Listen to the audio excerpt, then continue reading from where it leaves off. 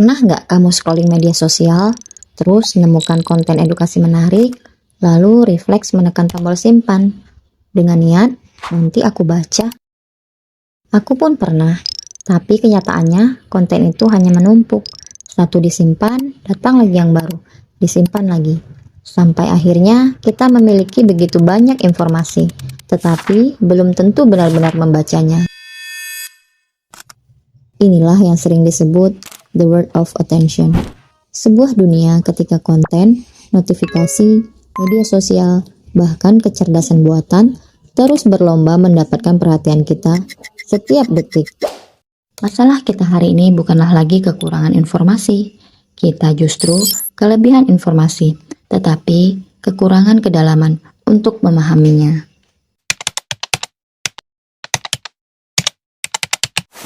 Ketika informasi datang begitu cepat, kita pun bisa ikut terburu-buru, membaca judul, melihat sekilas, lalu merasa sudah tahu. Padahal, informasi yang viral belum tentu benar. Kita bisa kesulitan membedakan fakta dan opini, mudah percaya pada informasi yang belum diperiksa, bahkan ikut menyebarkannya.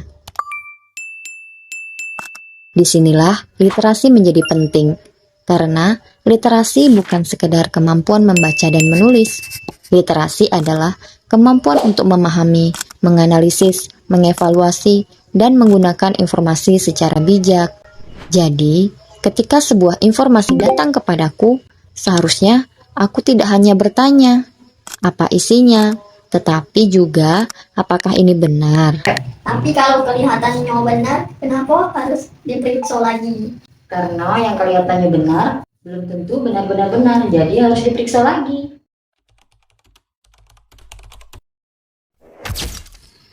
Menariknya, cara berpikir seperti ini ternyata bukan sesuatu yang benar-benar baru. Di Kabupaten Sarawangun, ada warisan nasihat yang disebut seloko adat. Seloko merupakan ungkapan bijak yang mengandung nilai, nasihat, dan pedoman kehidupan. Salah satu pesannya berbunyi, diselidik sampai ke akar, diteliti sampai ke pucuk. Semakin kupikirkan, semakin terasa dekat dengan kehidupan kita hari ini. Karena di tengah banjir informasi, kita juga perlu belajar untuk tidak menerima sesuatu hanya dari permukaannya. Cari sumbernya, periksa isinya, pahami konteksnya. Sebuah pesan dari masa lalu ternyata masih relevan untuk menghadapi dunia digital hari ini. Dari seloko itu, aku menemukan sebuah cara sederhana untuk menghadapi informasi. Jangan langsung percaya. Ketika membaca sebuah berita, mencari informasi di internet, atau bahkan mendapatkan jawaban dari AI, kita perlu berhenti sejenak. Siapa sumbernya? Apa buktinya? Apakah ada konteks yang belum kita ketahui? Karena kemampuan seperti inilah yang membuat literasi menjadi lebih dari sekedar membaca. Literasi membantu kita berpikir kritis, mengambil keputusan, dan tidak mudah terbawa arus informasi. Dan ketika kemampuan literasi lemah, kita menjadi lebih rentan terhadap hoax, manipulasi informasi, dan keputusan yang keliru. Maka, di tengah informasi yang bergerak semakin cepat, mungkin kita justru perlu belajar melambat untuk berpikir.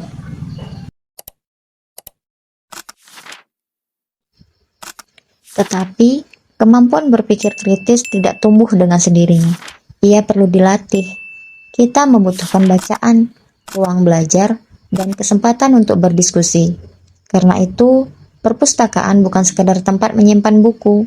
Perpustakaan adalah ruang untuk mempertemukan manusia dengan pengetahuannya. Ada perpustakaan daerah, ada perpustakaan keliling yang membawa buku lebih dekat kepada masyarakat. Ada komunitas dan pegiat literasi yang membuka ruang untuk berdiskusi. Dan sekarang, ada perpustakaan digital yang membuat bahan bacaan dapat diakses melalui gawai. Artinya, budaya baca tidak harus kalah dengan teknologi. Teknologi justru bisa menjadi jembatan menuju pengetahuan.